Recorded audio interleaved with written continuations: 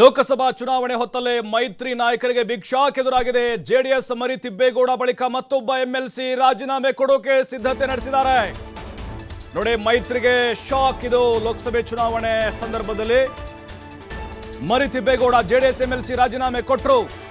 ಹೊರಟ್ಟಿ ನಿನ್ನೆನೆ ಹೇಳಿದ್ರು ಮತ್ತೊಬ್ಬ ಎಂಎಲ್ಸಿ ರಾಜೀನಾಮೆ ಕೊಡ್ತಾರೆ ಶೀಘ್ರದಲ್ಲಿ ಅಂತ. ಬಿಜೆಪಿಗೆ ಗುಡ್ ಬೈ ಹೇಳ್ತಾರಾ ತೇಜಸ್ವಿನಿ ಗೌಡ? ಮೈಸೂರಿಂದ ಟಿಕೆಟ್ ಸಿಗದ ಕಾರಣ ಬಿಜೆಪಿ ತೊರೆಯಲು ನಿರ್ಧಾರ ಮಾಡಿದ್ದಾರೆ. ಮೈಸೂರು, ಬೆಂಗಳೂರು ಉತ್ತರ ಕ್ಷೇತ್ರದ ಟಿಕೆಟ್ ಆಕಾಂಕ್ಷೆಗಿದ್ರು, ರೇಸ್ನಲ್ಲಿದ್ರು, ಆದರೆ ಟಿಕೆಟ್ ಸಿಗಲಿಲ್ಲ. ಈಗ ಬಿಜೆಪಿ ತೊರೆಯುವ ನಿರ್ಧಾರ ಮಾಡಿದ್ದಾರೆ. ಕಾಂಗ್ರೆಸ್ನತ್ತ ಮುಖ ಮಾಡ್ತಾರಾ ಎಂಎಲ್ಸಿ ತೇಜಸ್ವಿನಿ ಗೌಡ? ನೋಡಿ, ಮೊದಲು ಕಾಂಗ್ರೆಸ್ನಲ್ಲಿ ಇದ್ದಂಥವ್ರು ದೇವೇಗೌಡರ ವಿರುದ್ಧ ಕಣಕ್ಕಿಳಿಸಿ ಗೆಲ್ಲಿಸಿಕೊಂಡು ಬಂದ್ರು ಡಿಕೆ ಶಿವಕುಮಾರ್, ತೇಜಸ್ವಿನಿ ಗೌಡ ಅವರು. ಹಾಗಾಗಿ ಅವರೀಗ ಎಂಎಲ್ಸಿ ಆಗಿ ಅಲ್ಲಿ ಸರ್ಕಾರದ ಪರವಾಗಿ ಮಾತಾಡ್ತಾ ಇದ್ರು. ಉತ್ತಮ ವಾಕ್ಪಟು ಕೂಡ ಹೌದು. ಪಕ್ಷದ ಪರವಾಗಿ ನಿಲ್ತಾ ಇದ್ದರು. ಒಂದು ಗಟ್ಟಿ ಧ್ವನಿಯಾಗಿದ್ದರು. ಬಿಜೆಪಿಗೆ ಮಹಿಳಾ ಧ್ವನಿಯಾಗಿದ್ದರು. ಆದರೆ ಈಗ ಅವ್ರಿಗೆ ಅವಕಾಶ ಸಿಕ್ಕಿಲ್ಲ. ಆಯಿತು, ಬೆಂಗಳೂರು ಉತ್ತರ ಬೇಡ, ಅಲ್ಲಿ ಶೋಭಾ ಕರಂದ್ಲಾಜೆ ಅವರು ಕೊಟ್ಟಿದ್ದೀರಿ, ಮೈಸೂರಿದೆ ಅಲ್ವಾ, ಅಲ್ಲಿಗಾದರೂ ಕೊಡಿ ಅಂತ ಅವ್ರು ಕೇಳಿದರು. ಮೈಸೂರಲ್ಲಿ ಪ್ರತಾಪ್ ಸಿಂಹಗೆ ಕೊಟ್ಟಿಲ್ಲ ಇವರು, ಇನ್ನು ತೇಜಸ್ವಿನಿ ಗೌಡರು ಕೊಡ್ತಾ ಇದ್ರಾ? ಹಾಗಾಗಿನೇ ತೇಜಸ್ವಿನಿ ಗೌಡ ಅವರು ಈಗ ರಾಜೀನಾಮೆ ಕೊಡೋಕೆ ರೆಡಿಯಾಗಿದ್ದಾರೆ. ಕಾಂಗ್ರೆಸ್ ಕಡೆ ಮುಖ ಮಾಡ್ತಾರಾ? ಮುಖ ಮಾಡಿದರೆ ಅಲ್ಲಿ ಅವರಿಗೆ ಅವಕಾಶ ಸಿಗುತ್ತಾ ಇಲ್ವಾ? ಸ್ಥಾನಮಾನಗಳನ್ನು ಕೊಡ್ತಾರಾ? ಅಲ್ಲೇನಾದರೂ ಈಗ ಮುಂದೆ ಬರುವಂತಹ ಪದವೀಧರರ ಚುನಾವಣೆಗಳಿಗೆ ಅವರೇನಾದರೂ ಸ್ಪರ್ಧೆನ ಮಾಡ್ತಾರಾ? ಅಥವಾ ಈಗ ಲೋಕಸಭೆದು ಯಾವುದು ಖಾಲಿ ಇಲ್ಲ ಬಿಡಿ, ಈಗ ಉಳಿದಿರೋದು 4, ಅವರಲ್ಲೇ ಹಗ್ಗ ಜಗ್ಗಾಟ ನಡೀತಾ ಇದೆ. ಲೋಕಸಭೆ ಟಿಕೆಟು ಕಾಂಗ್ರೆಸ್ನಿಂದ ತೇಜಸ್ವಿನಿ ಗೌಡ ಅವರು ಕೊಡೋಕೆ ಟಿಕೆಟ್ ಅಂತರೂ ಸಿಗಲ್ಲ. ಜೊತೆಗೆ ಕಾಂಗ್ರೆಸ್ನಲ್ಲೇ ಅವರು ಇರಬಹುದು. ಮುಂದಿನ ದಿನಗಳಲ್ಲಿ ಅವರಿಗೆ ಸೂಕ್ತ ಸ್ಥಾನಮಾನಗಳನ್ನು ಕೊಡುವಂಥ ಭರವಸೆಯನ್ನು ನೀಡಿ ಅವ್ರನ್ನ ಪಕ್ಷಕ್ಕೆ ಬರಮಾಡಿಕೊಳ್ಳಬಹುದು. ಮರಿ ತಿಬ್ಬೇಗೌಡರು ನಿನ್ನೆ ಹುಬ್ಬಳ್ಳಿಗೆ ಹೋಗಿ ಸಭಾಪತಿ ಬಸವರಾಜ ಹೊರಟ್ಟಿ ಅವರ ಮನೆಗೆ ಹೋಗಿ ರಾಜೀನಾಮೆ ಪತ್ರವನ್ನು ಸಲ್ಲಿಸಿ ಬಂದರು.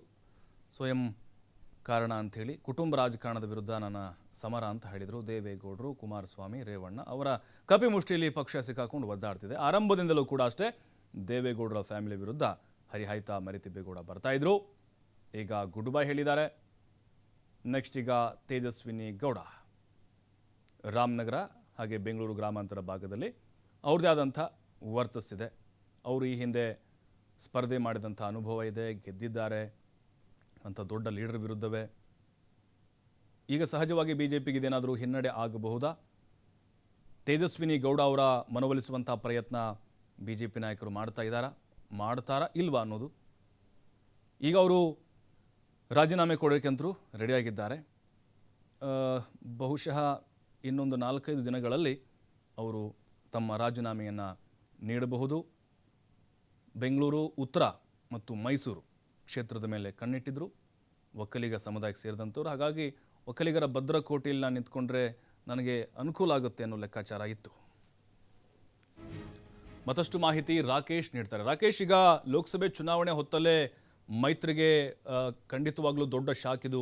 ತೇಜಸ್ವಿನಿ ಗೌಡ ಅವರು ಈಗ ಎಂಎಲ್ಸಿ ಸ್ಥಾನಕ್ಕೆ ರಾಜೀನಾಮೆ ಕೊಡೋದು ಸಾಧ್ಯತೆಗಳು ಹೆಚ್ಚಾಗಿದೆಯಾ? ಅವರ ಮನವೊಲಿಸುವಂಥ ಪ್ರಯತ್ನಗಳು ಆಗ್ತಾ ಇದೆಯಾ ಅಂತ? ಪ್ರಭು, ಅಂಥದ್ದೊಂದು ಪ್ರಶ್ನೆ ಈಗ ರಾಜಕೀಯ ವಲಯದಲ್ಲಿ ಚರ್ಚೆಗೀಡಾಗಿದೆ. ಜೊತೆಗೆ ಬಿಜೆಪಿಯಲ್ಲೂ ಕೂಡ ಈ ವಿಚಾರಕ್ಕೆ ಹೌದು ಅನ್ನುವಂತ ಮಾತುಗಳು ಸಿಗ್ತಾ ಇದೆ. ಅಂದ್ರೆ ಇಲ್ಲಿಯವರೆಗೂ ಚುನಾವಣಾ ವಿಚಾರಕ್ಕೆ ಸಂಬಂಧಪಟ್ಟಾಗಿ ಎಲ್ಲೂ ಕೂಡ ಸ್ಪಷ್ಟತೆಯನ್ನು ನೀಡಿದ ತೇಜಸ್ವಿನಿ ಅವರು ಈ ಬಾರಿ ಆ ವಿಚಾರದಲ್ಲಿ ಮೌನ ಮುರಿತಾರೆ ಅನ್ನುವಂತ ಮಾತಿದೆ. ಬಹುತೇಕ ಈಗಾಗಲೇ ಈ ವಿಚಾರಕ್ಕೆ ಸಂಬಂಧಪಟ್ಟ ಹಾಗೆ ಆಪ್ತರ ಬಳಿ ಮಾತನಾಡಿರುವಂತವರು ತಾವು ನಿರೀಕ್ಷೆ ಮಾಡಿರುವಂತಹ ಕ್ಷೇತ್ರಗಳಲ್ಲಿ ಲೋಕಸಭಾ ಚುನಾವಣೆಯಲ್ಲಿ ಸ್ಪರ್ಧಿಸಿ ಅವಕಾಶ ಪಡಿಬೇಕು ಅನ್ನುವಂತ ಯೋಚನೆಯನ್ನು ಮಾಡಿದ್ರು. ಆದ್ರೆ ಅದಕ್ಕೆ ಪಕ್ಷದ ಕಡೆಯಿಂದ ಅವಕಾಶ ಸಿಕ್ಕಿಲ್ಲ. ಈ ಜೂನ್ ಅಂತ್ಯಕ್ಕೆ ಅವರ ವಿಧಾನ ಪರಿಷತ್ತಿನ ಅವಧಿ ಕೂಡ ಮುಕ್ತಾಯವಾಗುತ್ತೆ. ಈ ಹಿನ್ನೆಲೆಯಲ್ಲಿ ಮತ್ತೆ ಪಕ್ಷ ಯಾವ ರೀತಿ ತಮಗೆ ಅವಕಾಶವನ್ನು ಕಲ್ಪಿಸ್ತದೆ ಅನ್ನೋದ್ರ ಬಗ್ಗೆ ಭದ್ರತೆ ಇಲ್ಲ ಅನ್ನುವಂತಹ ಮಾತುಗಳನ್ನು ಹೇಳ್ಕೊಂಡಿದ್ದಾರೆ ಅನ್ನೋದಾಗ್ತಾ ಇದೆ. ಆದ್ರೆ ನೇರವಾಗಿ ಅವರು ಇದಕ್ಕೆ ಯಾವುದೇ ಪ್ರತಿಕ್ರಿಯೆಯನ್ನು ಕೊಟ್ಟಿಲ್ಲ. ಮಾಹಿತಿಗಳ ಪ್ರಕಾರ ಅವರು ಕೂಡ ಈ ಬದಲಾವಣೆಯ ಹೊತ್ತಿನಲ್ಲಿ ರಾಜಕಾರಣದಿಂದ ತಾವು ಬದಲಾವಣೆಯನ್ನು ಪಡಿಬೇಕು ಅನ್ನುವಂತ ಯೋಚನೆಯನ್ನ ಮಾಡಿದ್ದಾರೆ ಅನ್ನುವಂತ ಮಾಹಿತಿ ಲಭ್ಯವಾಗಿದೆ. ಪ್ರಭು, ಅಂದ್ರೆ ಈಗ ಅವರು ಕಾಂಗ್ರೆಸ್ಗೆ ಹೋಗೋದಾದ್ರೆ ಅಲ್ಲಿ ಸೂಕ್ತ ಸ್ಥಾನಮಾನಗಳು ಅಥವಾ ಅದರ ಬಗ್ಗೆ ಗಂಭೀರವಾದಂಥ ಚರ್ಚೆಗಳು, ಅಥವಾ ಈಗ ಲೋಕಸಭೆ 4 ಕ್ಷೇತ್ರ ಉಳಿದ್ರಿಂದ ಅವ್ರಿಗೆ ಟಿಕೆಟ್ ಕೊಡ್ಲಿಕ್ಕೆ ಆಗೋದಿಲ್ಲ, ಅದ್ರೂ ಕೂಡ ಯಾವ ಭರವಸೆ ಮೇಲೆ ಹೋಗ್ಬೋದು ಅಂತ? ಆ ಬಗ್ಗೆ ಇನ್ನೂ ಕೂಡ ಸ್ಪಷ್ಟತೆ ಸಿಕ್ಕಿಲ್ಲ. ಆದ್ರೆ ಬಹುತೇಕರು ಈಗ ಬದಲಾವಣೆಯ ಸಂದರ್ಭದಲ್ಲಿ ಬಿಜೆಪಿ ಬಿಟ್ಟು ಕಾಂಗ್ರೆಸ್ ಕಡೆ ಸೇರ್ತಿರೋದ್ರಿಂದಾಗಿ, ಜೊತೆಗೆ ಅವರಿಗೆ ಅದು ಮಾತೃ ಪಕ್ಷವಾಗಿರೋದ್ರಿಂದಾಗಿ ಆ ಕಡೆ ಬದಲಾವಣೆಯ ಅಲೆಯಲ್ಲಿ ಒಂದು ಮತ್ತೊಮ್ಮೆ ಹೊಸತನದಿಂದ ಪಕ್ಷದಲ್ಲಿ ಗುರುತಿಸಿಕೊಂಡು ಮತ್ತೊಂದು ಅವಕಾಶವನ್ನ ಪಡೆಯುವಂತ ನಿರೀಕ್ಷೆ ಮಾಡಿಕೊಂಡು ಅವರು ತೆರಳುವಂತ ಯೋಚನೆಯನ್ನ ಮಾಡ್ತಿದ್ದಾರೆ ಅನ್ನುವಂಥದ್ದು ಮೂಲಗಳ ಮಾಹಿತಿ ಪ್ರಭು. ಥ್ಯಾಂಕ್ ಯು ರಾಕೇಶ್ ಮಾಹಿತಿಗಾಗಿ.